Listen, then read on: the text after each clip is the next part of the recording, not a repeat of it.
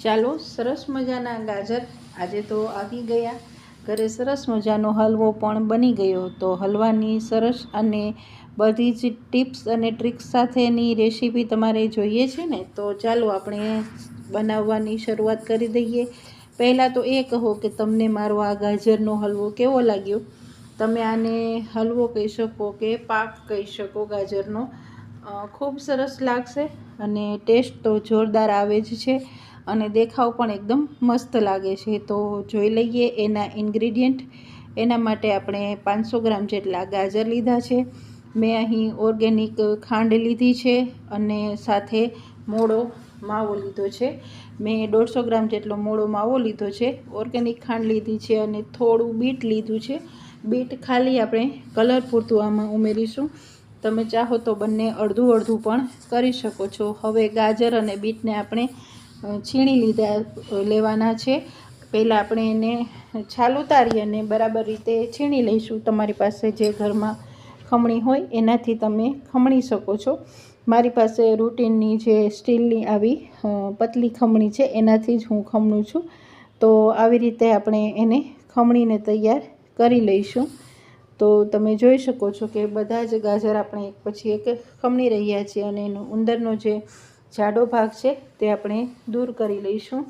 એ જાડો ભાગ ખાવા યોગ્ય નથી હોતો, એટલા માટે આપણે એને દૂર કરીને અલગ કરીને રાખી દઈશું। જે અમુકમાં સફેદ ભાગ હોય છે, અમુકમાં તે લાલ પણ હોય છે, પણ એ ખાવા યોગ્ય નથી હોતો।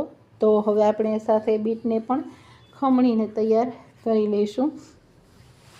સરસ મજાનું આપણું બીટનો પણ કલર આમાં આવી જશે, કારણ કે જે આપણે દેશી ગાજર લીધા છે એમાં કલર નથી હોતો, પણ બજારનો જે હલવો આવતો હોય છે એમાં કલર માટે બીટ ઉમેરતા હોય છે।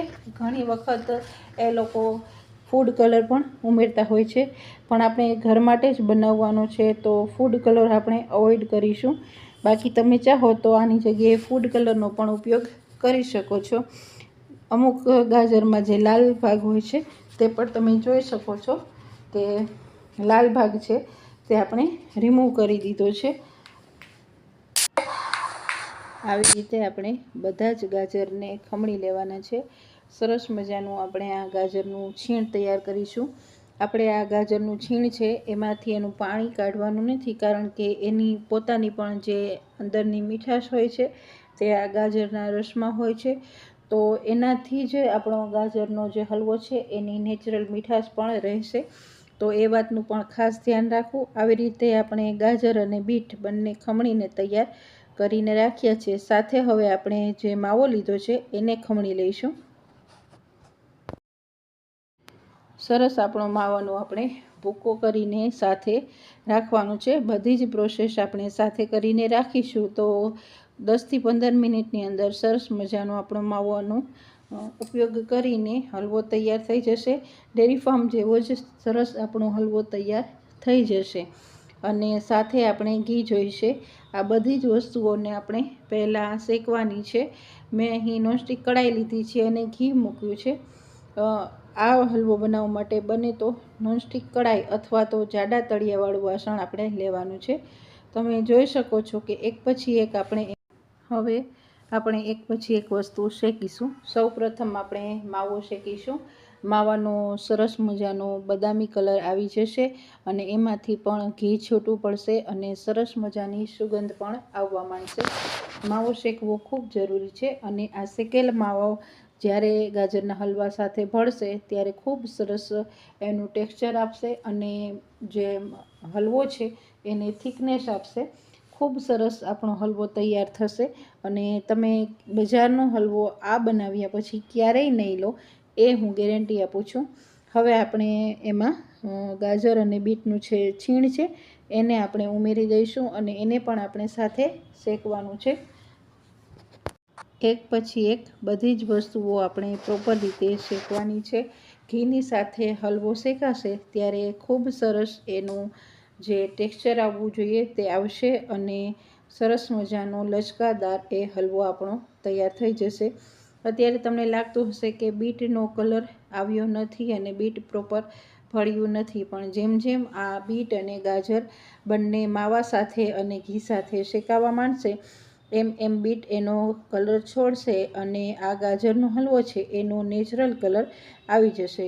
બજારમાં ઘણી વખત આની સાથે ફૂડ કલર યુઝ કરતા હોય છે, પણ હું એવું પ્રિફર કરું છું કે જ્યારે ઘર માટે આપણે બનાવતા હોઈએ ત્યારે બને તો નેચરલ કલર મળે એવું આપણે કરીએ. એટલા માટે મેં બીટનો ઉપયોગ કર્યો છે.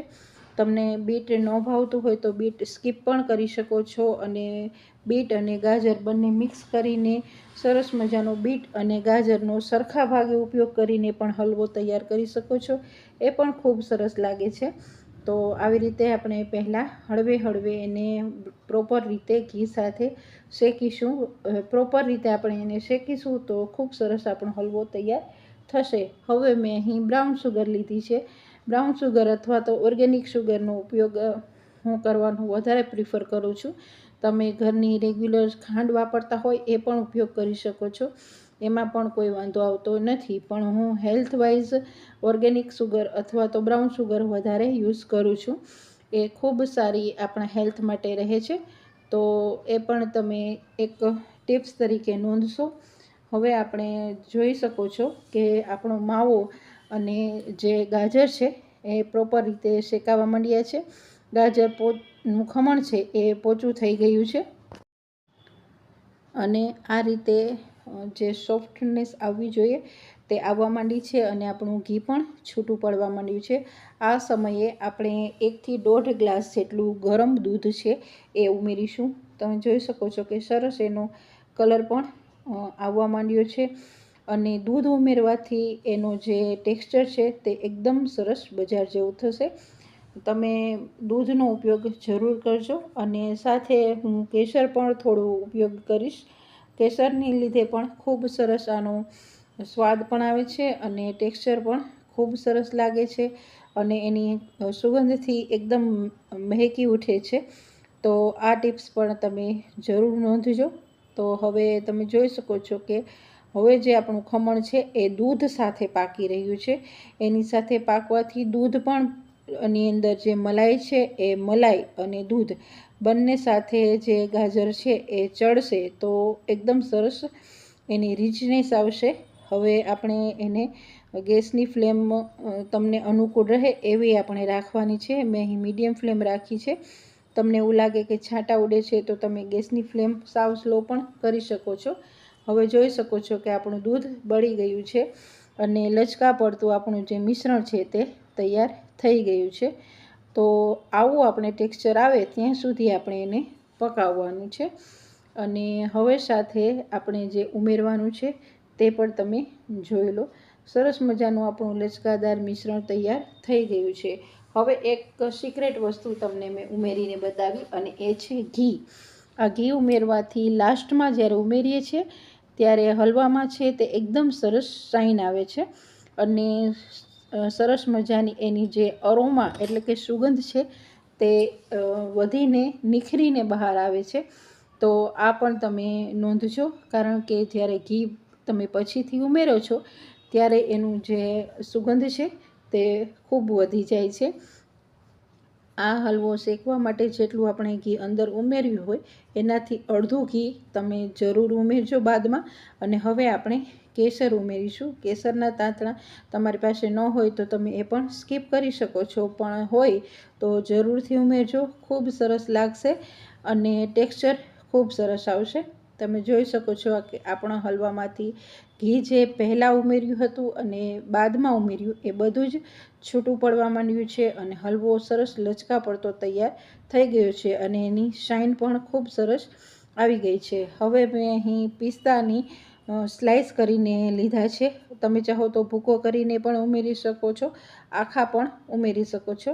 ગાજરના હલવાનો જે લાલ કલર હોય છે અને પિસ્તાનો જે લાઇટ ગ્રીન કલર હોય છે એનાથી ખૂબ સરસ આપણો હલવો લાગશે. હવે આપણું જે લચકા પડતું મિશ્રણ તૈયાર થઈ ગયું છે. ગેસની ફ્લેમ હવે આપણે બંધ કરવાની છે અને જે પણ તમને ડ્રાયફ્રૂટ ભાવે એ તમે ઉમેરી શકો છો. અને સાથે જ હું એલચી લઈશ અને એલચીના મને આમાં આખા દાણા ગમે છે એટલે 2 થી 3 એલચી લઈ અને એના ફોતરા ઉખેડી અને દાણા આપણે ઉમેરી દીધા છે. અને હવે કાજુ લીધા છે, કાજુના પણ તમે ગમે તો ટુકડા કરી શકો, ભૂકો કરી શકો, અથવા આખા કાજુ પણ આમાં ખૂબ સરસ લાગે છે. મેં થોડો ભૂકો અને થોડા આખા પાખા એવી રીતે રાખ્યું છે, કારણ કે મને આ હલવામાં ખાસ કરીને કાજુ અને પિસ્તાનો ક્રંચ ગમે છે. તમને ગમે તે સૂકા મેવા તમે ઉમેરી શકો છો. બસ આની સાથે કિસમિસ ન ઉમેરતા. કિસમિસની પોતાની જે સ્વીટનેસ હોય છે એ આની સાથે સારી નથી લાગતી. હવે ઘીથી ગ્રીસ કરેલી આપણે એક પ્લેટ લઈશું અને બધો જ હલવો છે એમાં આપણે પાથરી દઈશું. તમે જોઈ શકો છો કે એકદમ લચકા પડતું આપણું મિશ્રણ તૈયાર થયું છે. અને હવે આપણે એને થાળીમાં પાથરી લઈશું.